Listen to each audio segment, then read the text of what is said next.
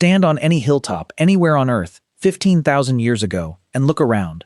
There's no line in the grass, no checkpoint, no sign telling you where one place ends and another begins.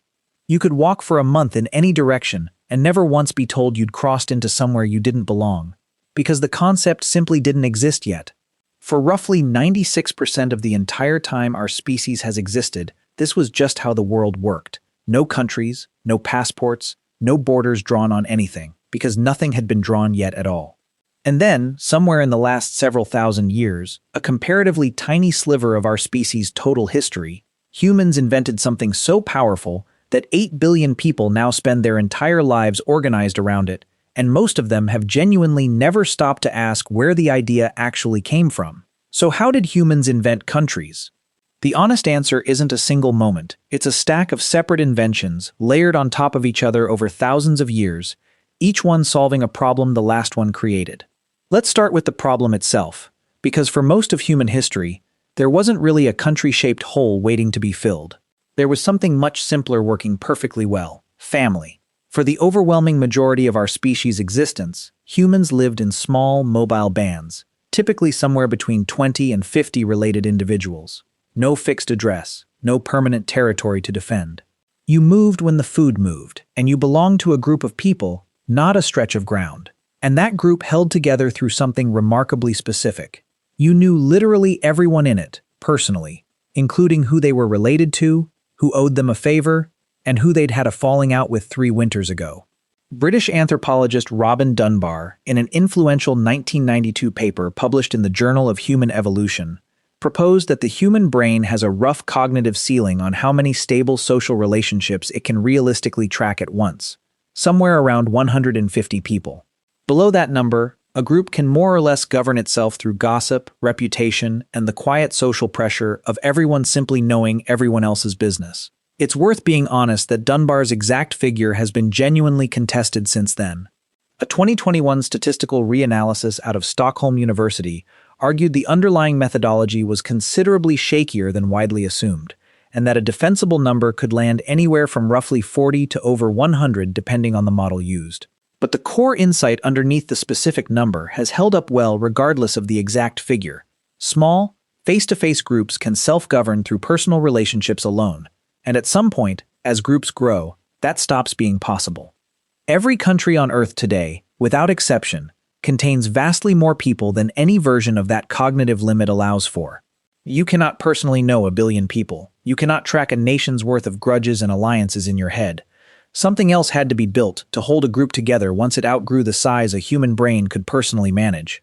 The country, in a real sense, is the workaround for a limit built into your own skull. But that workaround took thousands of years to construct, and it started with a decision most people wouldn't think of as political at all.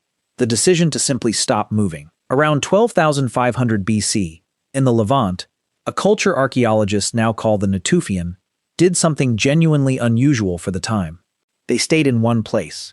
Excavations at sites like Ain Malaha uncovered circular stone houses, grinding tools, storage pits, and formal burial grounds, evidence of communities occupied year-round rather than seasonal camps. And here's the detail that matters most for this particular story. The Natufians were still hunter-gatherers. They hadn't invented farming yet. They settled down first and figured out agriculture considerably later. Why does that order matter so much? Because your relationship with land itself changes the moment you stop moving through it and start investing in it. A nomadic group treats land as something you pass through. A settled group clears it, stores food in it, and eventually buries its dead in it. And once your ancestors are physically in the ground somewhere specific, that patch of earth stops being just dirt. It becomes identity.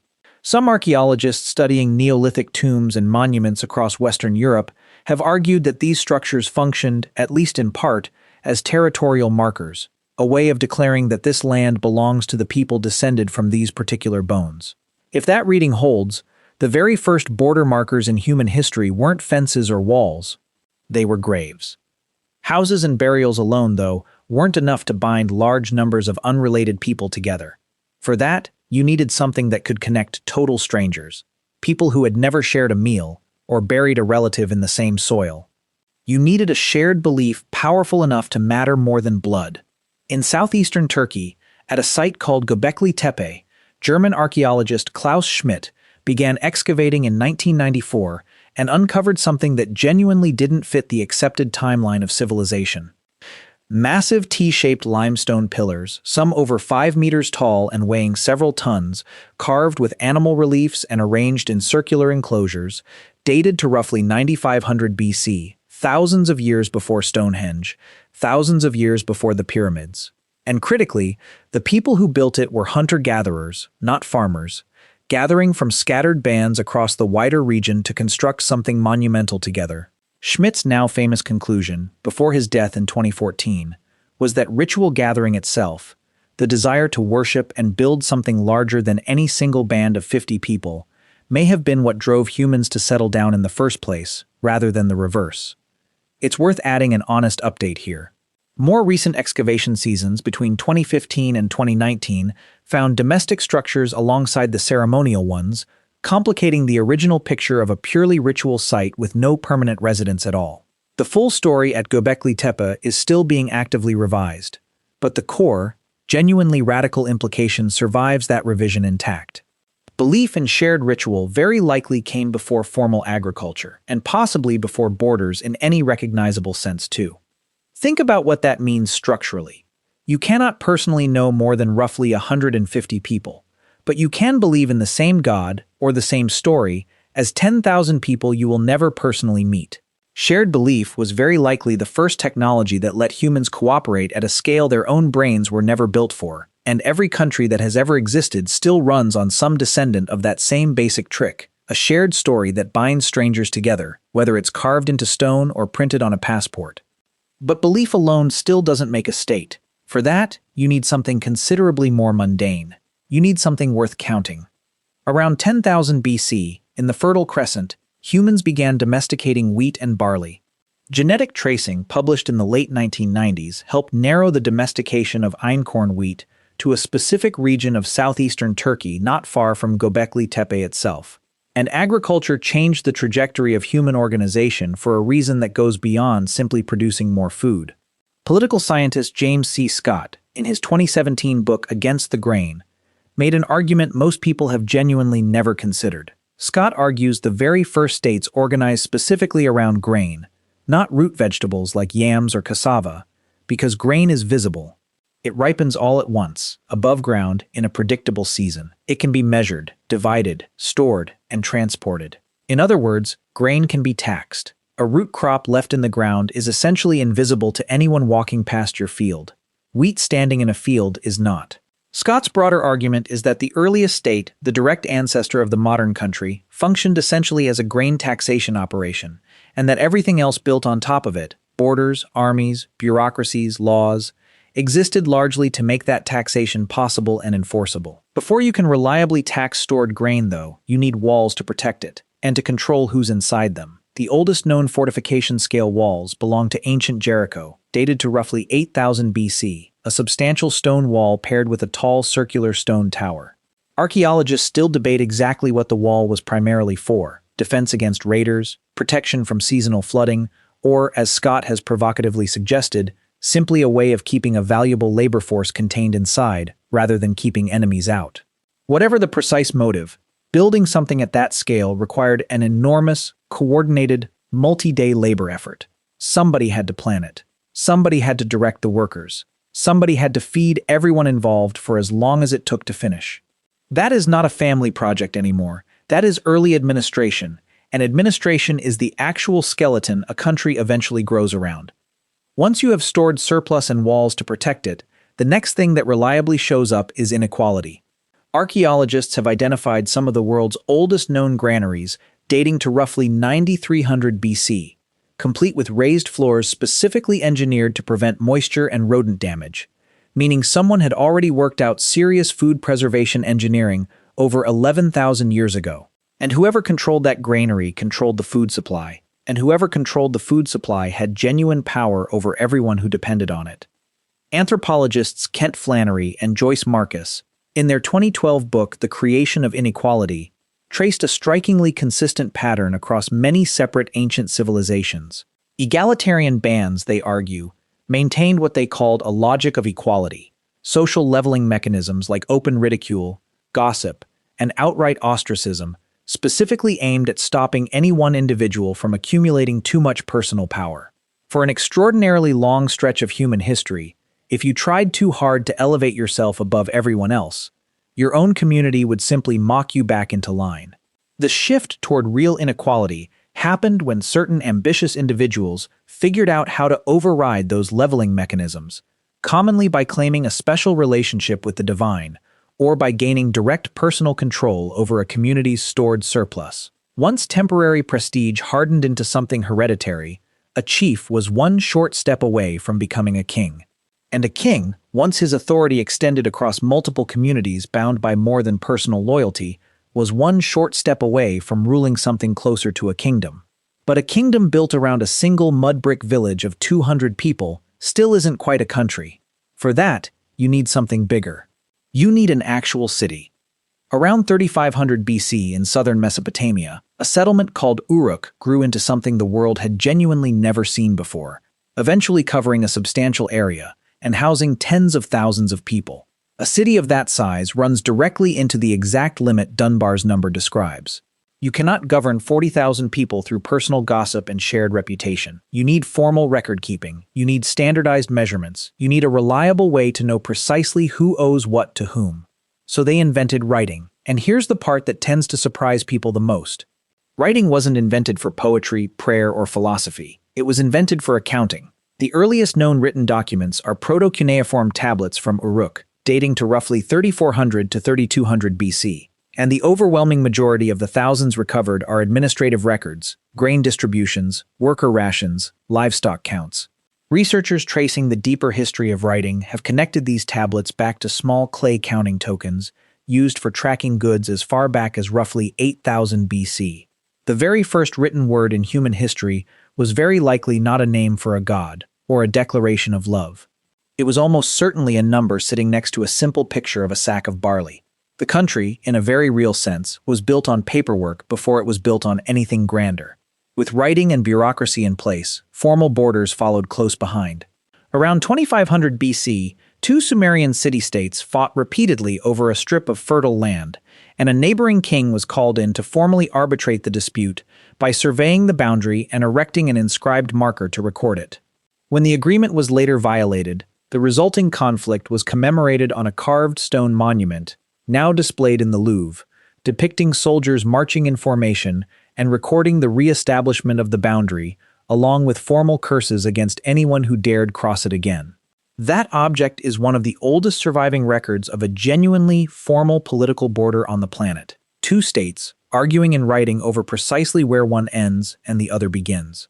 It should sound uncomfortably familiar. Even a formal border between two city-states, though, isn't quite the same thing as a country. A country requires one more ingredient entirely, the idea that everyone living inside that boundary belongs together as a single people, even though the overwhelming majority of them will genuinely never meet. Anthropologist Robert Carnero, in an influential 1970 paper, proposed one compelling explanation for how full-scale states first emerged, a theory now known as environmental circumscription. In regions where fertile land sits tightly boxed in by natural barriers, deserts, mountain ranges, coastlines, growing populations end up competing hard for a genuinely fixed amount of usable farmland. When conflict breaks out under those conditions, the losing side often has nowhere left to retreat to. They get absorbed directly into the winning group's territory instead. Village folds into village. Chiefdom folds into chiefdom. Eventually, a state emerges, not purely by choice, but because geography left people with essentially no alternative but to consolidate. Carnero pointed specifically to regions like the Nile Valley, pinned between deserts on both sides, and the narrow river valleys of coastal Peru, squeezed between mountains and ocean, as classic examples of exactly this kind of geographic pressure cooker. And the archaeological record for genuine, sustained intergroup violence over resources reaches back further than most people assume. At Jebel Sahaba in Sudan, a cemetery excavated decades ago contains dozens of skeletons dating to roughly 13,000 years old, a substantial share showing clear evidence of violent death, with stone projectile points still embedded directly in the bone. A more recent reanalysis, published in 2021, confirmed these weren't casualties of one single skirmish, but evidence of repeated, sustained conflict over access to Nile resources during a period of severe environmental stress. At Uruk, near Lake Turkana in Kenya, researchers led by Cambridge archaeologist Marta Mirazón-Lar documented a separate group of roughly 24 individuals, around 10,000 years old, showing skull fractures, broken ribs, and embedded obsidian arrow tips, men, women, and at least one pregnant woman among them. Not a duel, a massacre, situated along a lakeshore rich enough in resources to be worth killing over. People were fighting seriously over territory, and dying for it, long before anyone had thought to formally draw a line on anything and call it a border. The violence, in other words, appears to have come first. The formal border came later, as an attempt to prevent having to repeat it. Not every early civilization, it's worth noting, built its version of a state through conquest and force. In the Indus Valley, between roughly 2600 and 1900 BC, a civilization emerged at sites now known as Harappa and Mohenjo-Daro that eventually covered an area larger than ancient Egypt and Mesopotamia combined. With precisely planned city grids, standardized brick dimensions consistent across sites separated by well over 1,000 kilometers, and a still undeciphered writing system. And yet archaeologists studying the region have found almost no evidence of palaces, monumental royal tombs, or overtly autocratic rulers, no grand statues glorifying kings, no imagery celebrating conquering armies. Some researchers studying the site have proposed that the Indus Valley civilization may have functioned closer to a loose confederation, held together not by a single monarch but by merchant guilds and shared economic standards, a genuinely different template for building a large political community, if that interpretation holds up, one grounded in agreed-upon weights and measures rather than a crown. But even the grandest of these ancient societies, Egypt, Mesopotamia, the Indus Valley, weren't quite countries in the modern sense of the word. A modern country requires one further ingredient that ancient kingdoms and empires generally didn't have. It requires that ordinary people, not just rulers, genuinely feel they belong to the same community as millions of total strangers. That specific feeling is a shockingly recent invention. Legal historian Henry Maine, writing in 1861, described a fundamental shift in how human societies organize themselves, moving from a system based on status, who your family is, to one based on contract, where you live and what you formally owe the people around you. For most of human history, you belonged to a clan. A modern country asks you to belong to a piece of territory instead, and that is a genuinely deep rewiring of how people understand their own identity.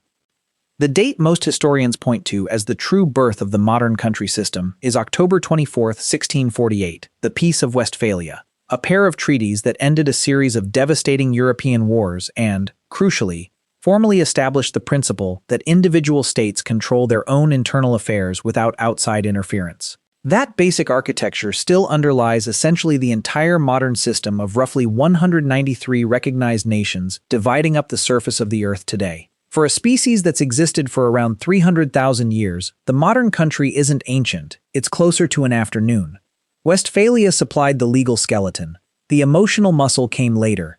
Historian Benedict Anderson, in his influential 1983 book Imagined Communities, argued that a nation functions as exactly that, an imagined community, because the overwhelming majority of your fellow citizens are people you will never personally meet, and yet you carry a genuine sense of belonging to the same larger story as all of them anyway.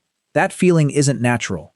It has to be manufactured, and Anderson argued the printing press was the primary machine that manufactured it. Once books and newspapers began circulating widely in everyday spoken languages, instead of formal scholarly Latin, huge numbers of strangers could suddenly read identical words at the same time, and that shared reading experience helped generate a genuine, if largely invented, sense of belonging to one unified people. Political theorist Ernest Gellner made a related, considerably blunter argument the same year. Nationalism, in his view, doesn't wake up some dormant, pre-existing nation. Nationalism invents the nation from scratch, manufactured through standardized state education, a single official language, and shared cultural symbols imposed from the top down. When Italy formally unified in 1861, only a small fraction of the population actually spoke standard Italian at all. The rest spoke a wide range of regional languages that often couldn't understand each other. The country, in that case, was assembled first. The shared national identity was built afterward, deliberately, to justify and hold together a border that already existed on paper. And sometimes, countries were assembled by people who had never once set foot inside them. In 1916, diplomats representing Britain and France drew lines across a map dividing former Ottoman territory into competing zones of influence, lines that had almost nothing to do with the people actually living on that land. And yet those exact lines eventually hardened into the modern borders of several Middle Eastern nations. In 1884, representatives of multiple European powers gathered in Berlin and divided the African continent among themselves, without a single African ruler present in the room. By the early 20th century, the overwhelming majority of Africa sat under some form of European colonial control, carved into administrative territories that split existing ethnic groups apart and forced longtime historical rivals into single shared units. When many of those colonies eventually gained independence through the 20th century, most simply kept the colonial borders they'd inherited, reasoning, understandably, that attempting to redraw them from scratch risked opening a level of conflict that might never be resolved. The system is still actively being built, even now. The newest widely recognized country on Earth, South Sudan, only became independent in 2011, following an overwhelming referendum vote. The world hasn't stopped inventing countries. There's no strong reason to assume it ever will. So here, finally, is the layered answer. Humans first settled down, tying identity to a specific patch of land and marking it with the bones of their ancestors. They built shared belief systems powerful enough to bind total strangers together, at a scale personal relationships alone could never manage. They grew surplus grain, creating something concentrated and valuable enough to be measured, stored, and taxed. They built walls to protect that surplus and the people producing it. They outgrew the natural limits of personal memory and invented writing, formal bureaucracy, and documented borders to manage populations no single human brain could ever fully track. They fought wars that absorbed smaller groups into larger ones, especially in places where the surrounding geography left the losing side with nowhere left to retreat. They eventually formalized the legal idea that a state holds absolute authority within a defined territory, and the emotional idea that everyone living inside that territory shares a single common identity, even without ever meeting. And then, sometimes carefully, sometimes carelessly, they drew lines on maps and called the spaces in between them countries.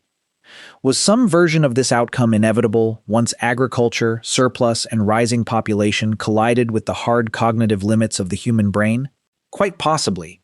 Different researchers arrive at broadly the same conclusion from genuinely different angles: geography, shared belief, industrial nationalism, which suggests some form of large-scale political organization was very likely coming no matter what.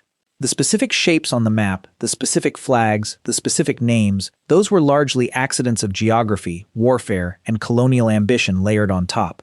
But the underlying concept itself, that total strangers can be bound together by shared laws, shared language, and a shared story, was probably always going to happen eventually, one way or another. French philosopher Ernest Renan, in a well-known 1882 lecture, argued that a nation's continued existence functions essentially as a daily plebiscite. It exists because the people inside it choose, quietly, every single day, to keep acting as though it exists. It isn't held together by soil, or blood, or any fixed natural law.